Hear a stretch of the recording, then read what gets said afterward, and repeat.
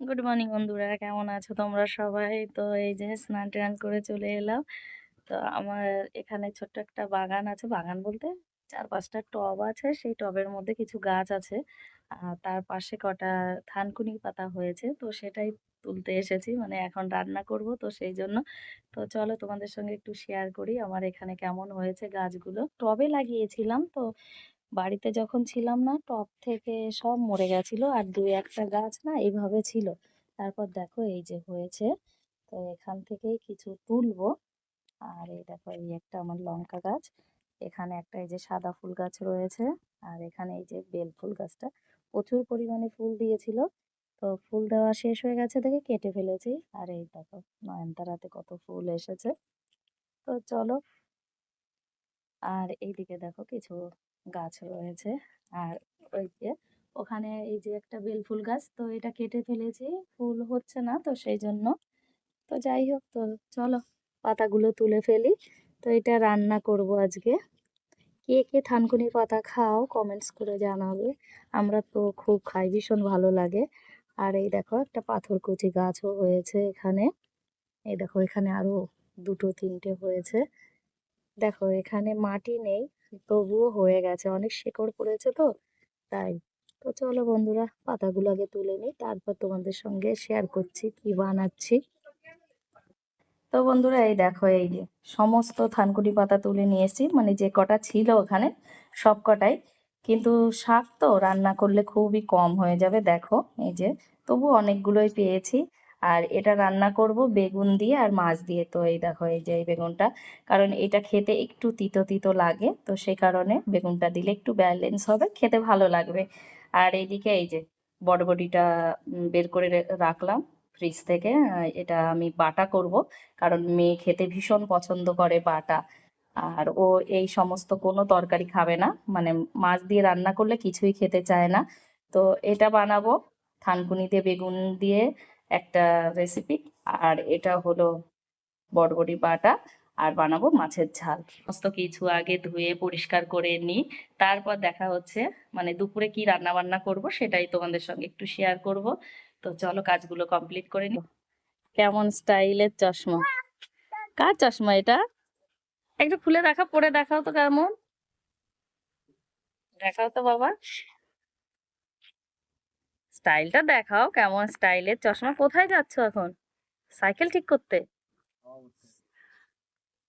বাহ বাবা, সাইকেলের হাওয়া হতে। আহ ঠিক আছে। এদিকে আমার মাছ ভাজা কমপ্লিট হয়ে গেছে। এগুলো ছোট মাছ। আর এখানে 4 পিস মতো রুই মাছ আর অল্প কটা ছোট মাছ রেখে দিয়েছি। আর এই যে থানকুনিটা ভালো করে ধুয়ে কেটে নিয়েছি, আর এইদিকে এই যে বেগুনটা।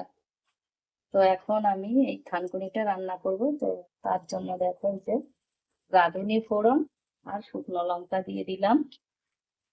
একটু হালকা ভাজা ভাজা হয়ে গেলে তো এর মধ্যে এই যে ভেজে রাখা মাছটা দিয়ে দিলাম।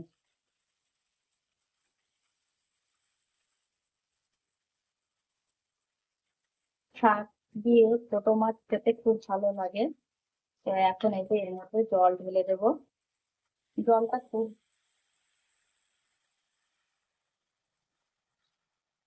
জলটা খুব বেশি পরিমাণে দেব না, অল্প পরিমাণে দেব। এখন যখন জাল উঠে যাবে তো তখন শাকগুলো দিয়ে দেবো। এখন দেব লবণ আর হলুদ, দিয়ে দিলাম হলুদ। আর পরিমাণ খুব বেশি দেব না, কারণ শাকের পরিমাণ কম আছে, তো এই কারণে অল্প লবণ দেব। তো দেখো জাল উঠে গেছে। এখন আমি এই যে শাক আর বেগুনটা দিয়ে দেবো একসঙ্গে। বেগুনটা হতে বেশি টাইম লাগে না, শাকের সঙ্গেই হয়ে যাবে। এই যে দিয়ে দিলাম। তো এর মধ্যে এবার একটু কাঁচা লঙ্কা দিয়ে দেবো। যে যেরকম ঝাল খাবে সে সেরকম ভাবে দিয়ে দেবে লঙ্কা। তো আমাদের বাড়িতে খুব বেশি ঝাল খায় না, এই জন্য দুটো কাঁচা লঙ্কা দিয়ে দেবো এর মধ্যে। লঙ্কাটা একটু ভেঙে দিয়ে দিচ্ছি। এখন এই তরকারিটা একটু ঢেকে দেবো, ঢেকে দিলে তাড়াতাড়ি হয়ে যাবে, তো সেই জন্য।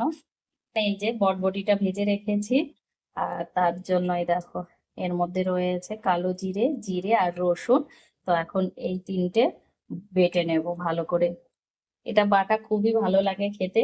এই যে যে বটবটিটা ভেজেছিলাম তো সেটা এই যে বেটে নিলাম রসুন, কালো জিরে আর জিরে দিয়ে। তো এটা খেতে দারুণ লাগে। এখন এই যে বাটিতে নামিয়ে নেব। কে কে খেয়েছো এভাবে কমেন্টস করে জানাবে। আমি তো প্রায়ই বানাই কারণ ভীষণ ভালো লাগে এগুলো খেতে। এক বাটি হয়েছে আর এখানে ভাত হয়ে গেছে। আর এই যে শাকটা হচ্ছে এখনো, হয়েই গেছে প্রায়।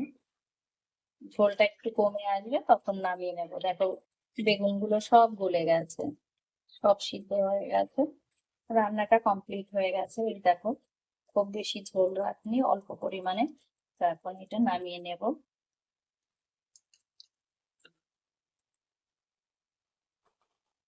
এই দেখো, এই রেসিপিটা তোমাদের কেমন লাগলো জানাবে। তোমরা ট্রাই করতে পারো।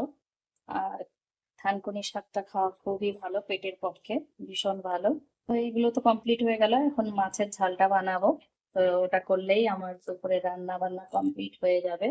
শুভ সন্ধ্যা বন্ধুরা, এই যে আমরা সবাই এখন রেডি হয়ে গেছি। এখন সবাই যাচ্ছি ঘুরতে। কোথায় যাচ্ছি? আমরা একটু এখন বাজারে যাব।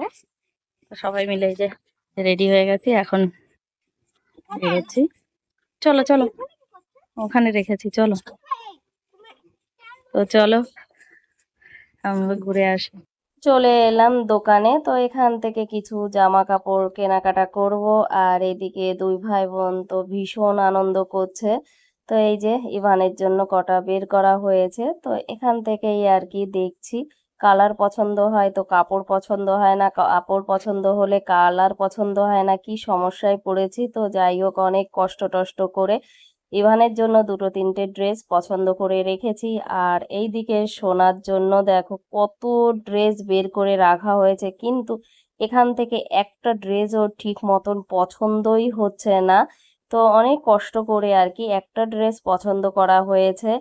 আর ওর অলরেডি আগে দুই তিনটে ড্রেস কেনা আছে, একটা লেহেঙ্গা, দুটো গাউন। সেই জন্য আর কি ও খুব বেশি এখান থেকে জামা কাপড় কিনছে না। তো যাই হোক, আর এখানে দেখো একটা লেহেঙ্গা ও চুজ করছিল, কিন্তু অতটা ভালো লাগেনি। বৃষ্টি পড়ছে, একটা ছাতা এনেছি, ধরবে।